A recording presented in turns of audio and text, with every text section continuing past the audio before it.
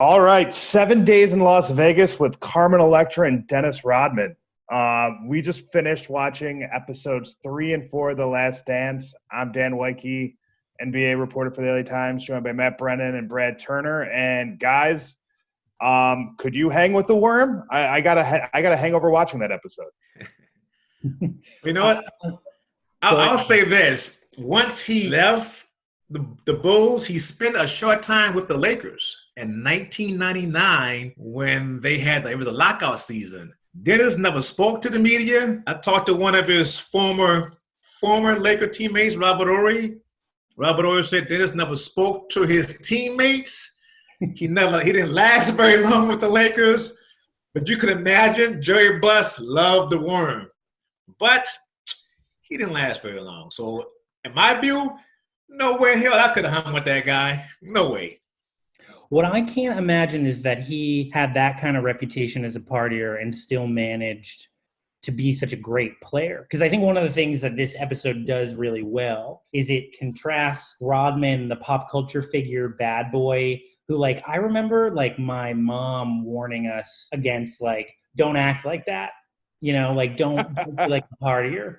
And this guy who, in his interview that he does for the doc more recently and in his play, he was actually really thoughtful and had a lot going on beneath the surface. And that juxtaposition makes the episode really compelling. Michael Jordan calls him one of the smartest people he's ever played with. I think my big takeaway from these episodes is so much of this is knowing what people need. And when I mean that, I mean it like a visceral, I need this to be happy. And Phil Jackson knew that Dennis Rodman had to have this trip. Just like he knew that Scottie Pippen needed to wait on his surgery. Even Dennis needed Jordan to love him more than he loves Scottie, right? It was that part of it, I think, was fascinating, kind of specifically the Jordan Rodman kind of Pippen misses 30-plus games. That we see in episode 2 how much that team had struggled early on in the season without Scottie. And it's that Rodman was a choir boy for 3 months, and it might have saved their season. I thought that was really interesting. You know what I also loved about that is that Carmen Electra was known as this party girl. Mm-hmm. And she couldn't hang with the guy. He was too much for her even. When Carmen Electra calls you wild. Right. I don't think I will ever recover from the mental image of Michael Jordan barging into Dennis Rodman's hotel room in bed with Carmen Electra in Vegas on a bender to be like, hey, we got to get back to our championship winning season. Yes. If you're the filmmaker who has heard that story, you're like, how close to the top of the episode can I get this? Right. The Rodman backstory is a nice tie-in to guys I feel like as a Chicagoan, this is my obligatory time to tell you guys how much I absolutely hate the Detroit Pistons and hated them as a child. Quick story. My uncle 1 year for my birthday bought me a framed Bill Laimbeer poster just to troll me. And and it was framed because that way he knew I couldn't throw darts at it or do any of that stuff. Never hung in my room. It was in the closet, in the back of my closet. I kept it because I was a polite nephew. But man, as this series, as we talk about kind of having villains, oh God, did I hate the Detroit Pistons. I didn't like them because I covered them when they played the Lakers in the championship finals for 2 years in a row. Mm-hmm. And to see Magic and Isaiah sort of do this kiss thing, I kept thinking, you can't do that, Magic. Well, the next time around when they played him in 1989, Magic and Isaiah kind of got into a pushing, shoving match. And I grew up, like everyone, a Jordan fan. I wanted to see the Bulls win. And to see the stuff they did, and Isaiah comes off as this choir boy, knowing that he's a devil, is the way he was viewed by most of the players around the NBA. I believe Jordan used the word a-hole. He did. I hope that got in my story. The funny thing is, from a TV perspective, you need the Pistons. I mean, even from a sports perspective, Jordan talks about it was the Pistons being really physical that pushed the Bulls team under Jordan's leadership to start to bulk up, to start to play more aggressively, to start to sort of like really take the fight to the teams that they were playing. And I think that the kind of tacit argument of that subplot in the episode is that the Bulls would not have been the team that they were in the 90s if they hadn't faced the Pistons first and been unable to beat them. You know, one of the things that this series is kind of showing me is it just rewards patience so much, right? That like this was a Bulls team that was built, you know, a decade in the making.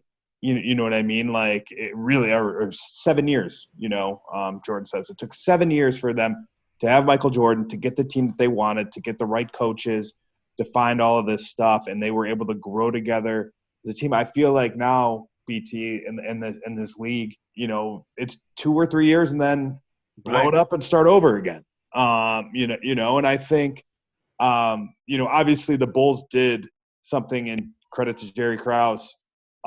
Firing Doug Collins is nuts, you know, and that it was fun to watch Jordan talk about Doug Collins, about how much he liked Doug Collins, and then, you know, obviously how risky it was to turn over prime Michael Jordan to the hands of this, you know, hippie mountain lion on acid in Los Angeles. I love that.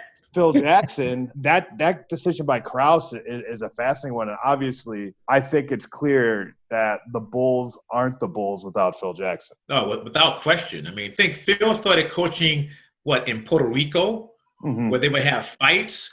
I think he mentioned that, was it the mayor of one of the Puerto Rican cities shot someone? The official, and still didn't go to jail.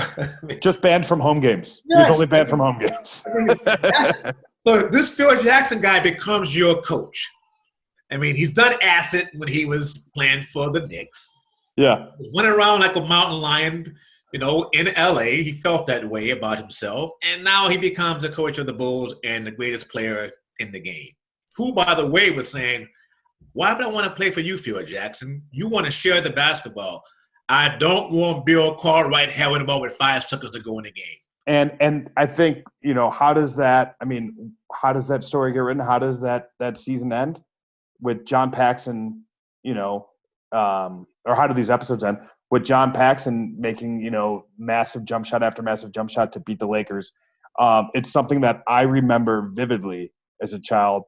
You know, that the sight of Paxson, it felt like he had 100 points to me that game, because it was just always open and he didn't miss.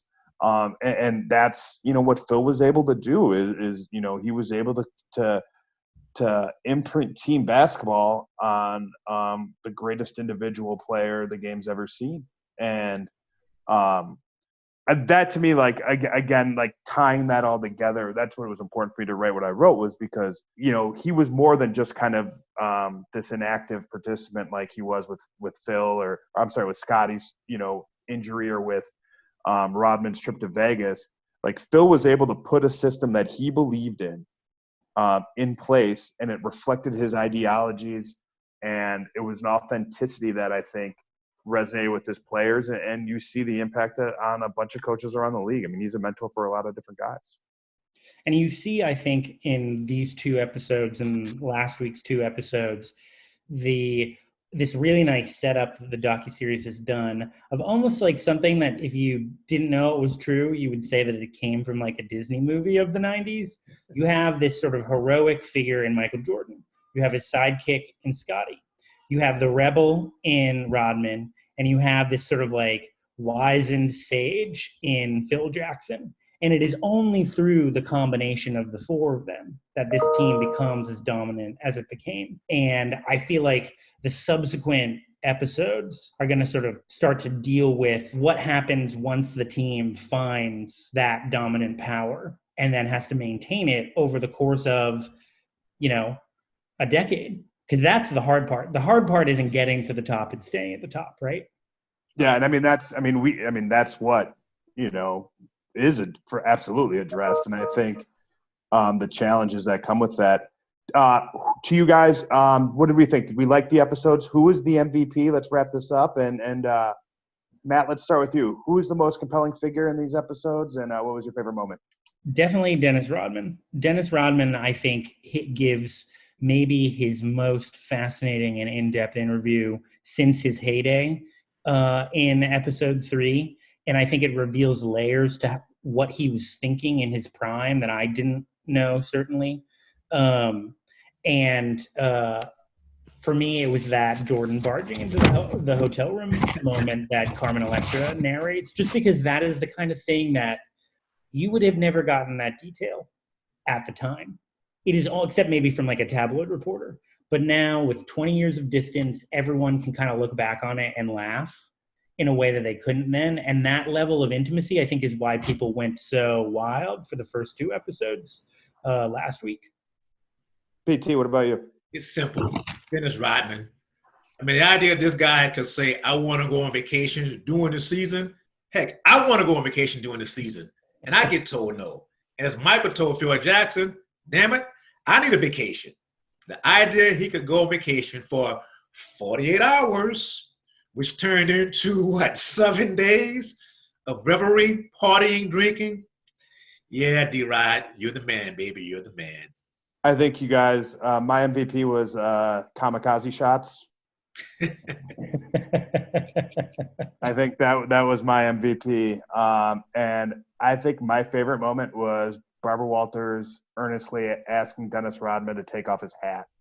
Just like, because culturally Dennis Rodman's hair was such an important thing. And that interview was so bizarre. To me, that was my favorite moment. Everybody, check us out, latimes.com. We've got stories about this. We'll have stories during the week. We're going to preview, what do we got, 5 and 6. Hopefully they can come up with another 20 parts for this so we can keep doing this. Thanks again for tuning in for Matt and Brad, and thanks for watching.